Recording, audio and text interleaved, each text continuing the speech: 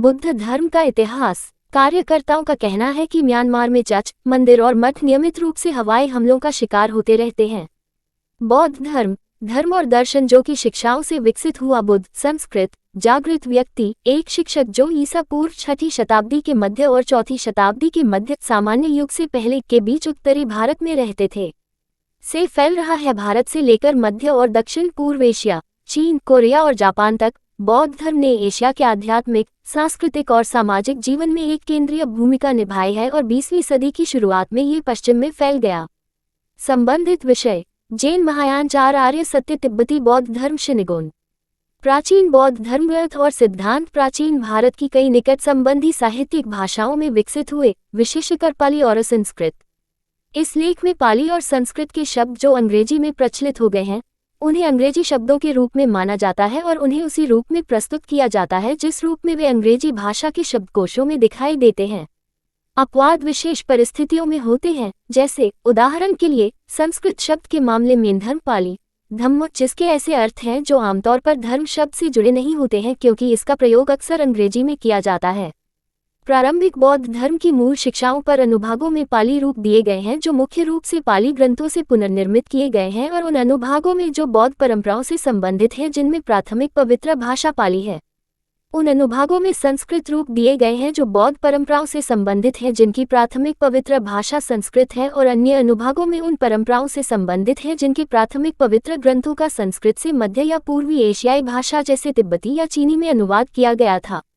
बौद्ध धर्म की नींव। सांस्कृतिक संदर्भ: बुद्धा ग्रेशिस्ट में बुद्ध का सिर, पहली 3री शताब्दी को गांधार, उत्तर पश्चिमी पाकिस्तान से हेलेनिस्टिक प्रभाव दर्शाता है। गुइमेट संग्रहालय, पेरिस में। बौद्ध धर्म पूर्वोत्तर भारत में 6ठी शताब्दी के अंत और ईसा पूर्व 4ठी शताब्दी की शुरुआत के बीच उभरा, जो महान सामाजिक परिवर्तन और गहन धार्मिक गतिविधि का काल था।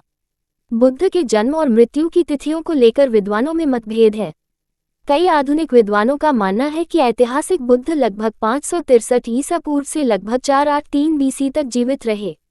कई अन्य लोगों का मानना है कि वह लगभग 100 साल बाद लगभग 448 से 368 बीसी तक जीवित रहे। इस समय भारत में बहुत असंतोष था। ब्राह्मणवादी हिंदू उच्च जाति बलिदान और अनुष्ठान।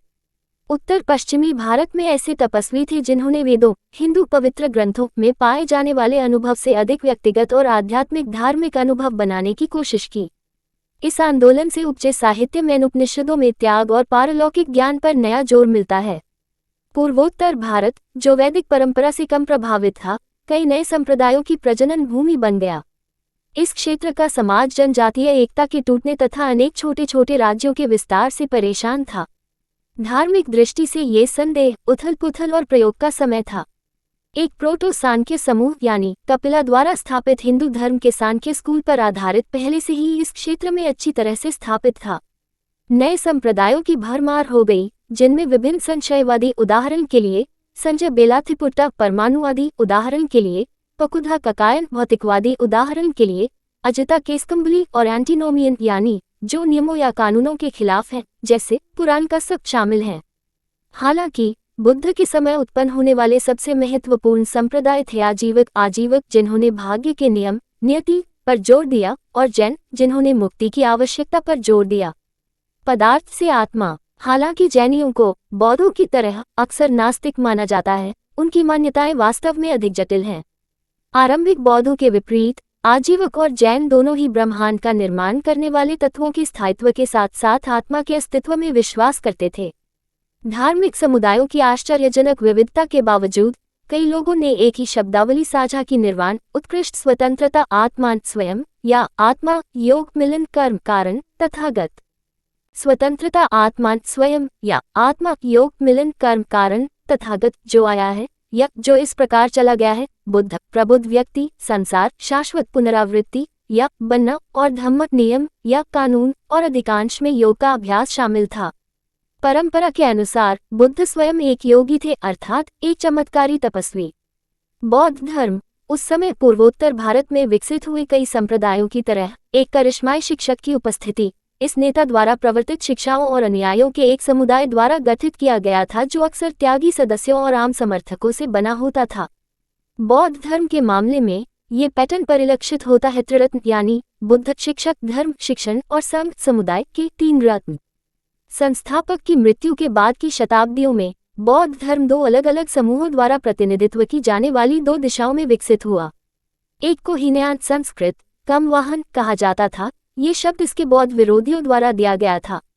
इस अधिक रूढ़िवादी समूह में, जिसे अब थेरवाद पाली बुजुर्गों का मार्ग समुदाय कहा जाता है, ने बुद्ध की शिक्षाओं के संस्करणों को संकलित किया, जिन्हें सुत्त पिटक और विनय पिटक नामक संग्रहों में संरक्षित किया गया था और उन्हें मानक के रूप में बनाए रखा गया था।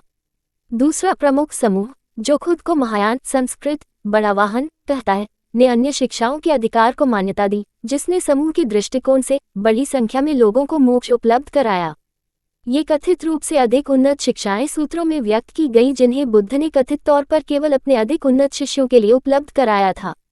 जैसे जैसे बौद्ध धर्म का प्रसार हुआ, उसे विचार और धर्म की नई धाराओं का सामना करना पड़ा। उदाहरण के लिए, कुछ महायान समुदायों में कर्म के सख्त कानून, यह विश्वास कि अच्छे कार्य भविष्य में सुख पैदा करते हैं और गैर पुण्य कार्य दर्द पैदा करते हैं, को अनुष्ठान कार्यों और भक्ति प्रथाओं की प्रभावकारिता पर नए जोर देने के लिए संशोधित किया गया था।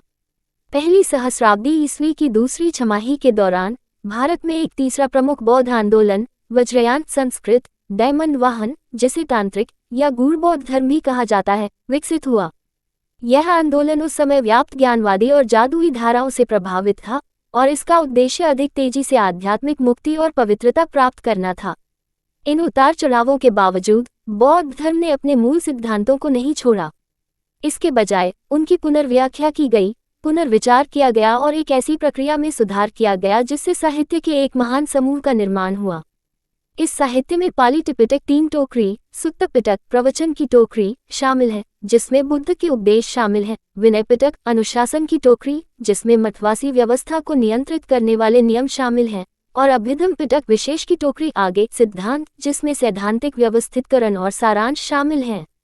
इन पाली ग्रंथों ने टिप्पणियों की एक लंबी और बहुत समृद्ध परंपरा के आधार के रूप में काम किया है, जो थेरवाद समुदाय के अनुयायियों द्वारा लिखी और संरक्षित की गई थी। महायान और वज्रयान परंपरा ने इसे स्वीकार किया है। बुद्धवचन, बुद्ध के शब्द, कई अन्य सूत्र और तंत्र, साथ ही इन ग्रंथों पर आधारित व्यापक ग्रंथ और टिप्पणियां। नतीजतन सारनाथ में बुद्ध के पहले उपदेश से लेकर नवीनतम व्युत्पत्ति तक एक निर्विवाद निरंतरता है, एक केंद्रीय केंद्रक के चारों ओर एक विकास या कायापलट, जिसके आधार पर बौद्ध धर्म अन्य धर्मों से अलग है।